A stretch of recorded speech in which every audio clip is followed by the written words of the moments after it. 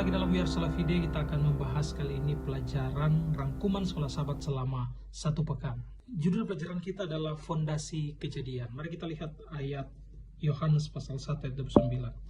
Pada keesokan harinya Yohanes melihat Yesus datang kepadanya dan ia berkata, "Lihatlah anak domba Allah yang menghapus dosa dunia." Kita bersyukur kepada Tuhan bahwa Alkitab itu ditulis oleh lebih dari 40 orang selama kurun waktu 1500 tahun. Walaupun ditulis dalam kurun waktu yang panjang, penulis yang berbeda-beda, Alkitab itu tidak pernah bertentangan satu sama yang lain. Kenapa?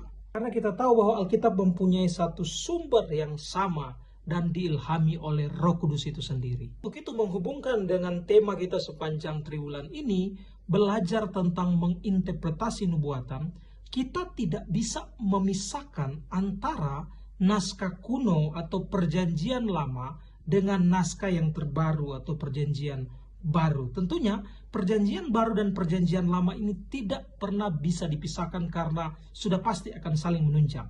Lihat, sekolah sahabat merincikan dalam bagian yang pertama ini adalah prinsip penyebutan yang pertama. Nah, setiap pelajaran atau pembelajar dimulai dengan pengajaran pertama.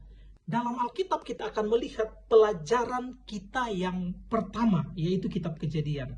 Nah, di dalam kitab Kejadian ini akan melihat ada kata-kata kunci yang memang ditulis atau diizinkan Tuhan untuk kita pelajari. Yang memang kata kunci ini akan sangat-sangat membantu kita untuk bisa belajar secara keseluruhan akan isi firman Tuhan. Kita lihat kata-kata kunci tersebut. Yang pertama ada kasih dan anak domba. Anda boleh lihat itu di dalam Kejadian pasal 22 ayat 2. Ini konteks berbicara tentang korban yang akan dipersembahkan oleh Abraham. Nah, ketika kita melihat kata kasih di sini, saudara-saudara sekalian, kita akan memahami bagaimana konteks seorang bapa sangat mengasihi anaknya. Makanya ada peristiwa Abraham di sini mau untuk mempersembahkan korban dan Tuhan bilang, Ishaklah persembahan yang akan diberikan kepada Tuhan.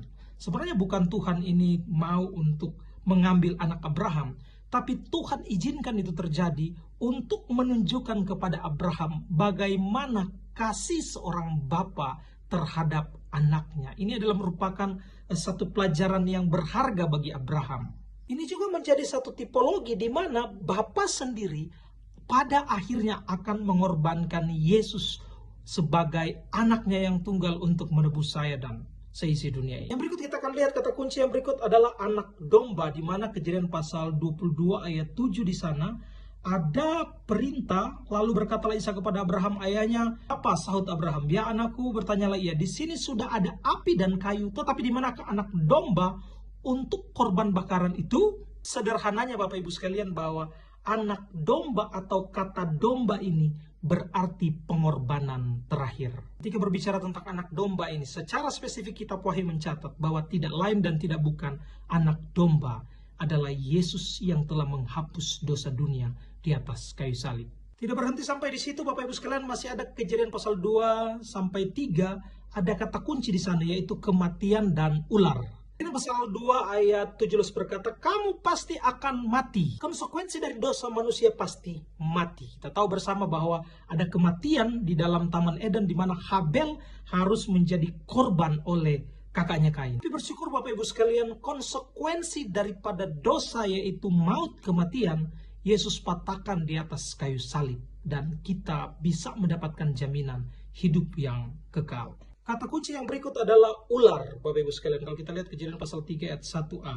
Tetapi mari kita lihat, di dalam kitab Kejadian, ular itu diperkenalkan. Tetapi di dalam kitab Wahyu, saudara-saudara boleh melihat Wahyu memperkenalkan seekor naga. Kita tahu naga itu adalah rumpun dari ular itu sendiri. Sederhananya, ular yang ada di dalam kitab Kejadian itu sama dengan ular atau naga yang ada di dalam kitab Wahyu itu sendiri. Saya senang pelajaran sekolah sahabat ini bahwa dalam kitab Wahyu kita akan menjadi sasaran daripada ular atau naga itu. Tapi bersyukur oleh karena kasih pertolongan Tuhan, kita dapat mempertahankan diri kita melalui kebenaran firman Tuhan. Kita akan dapat melewati tantangan besar di akhir zaman ini, sehingga kita bisa lolos bersama dengan Kristus. Tuhan Yesus memberkati kita, tetap semangat dalam doa, rajin belajar firman Tuhan.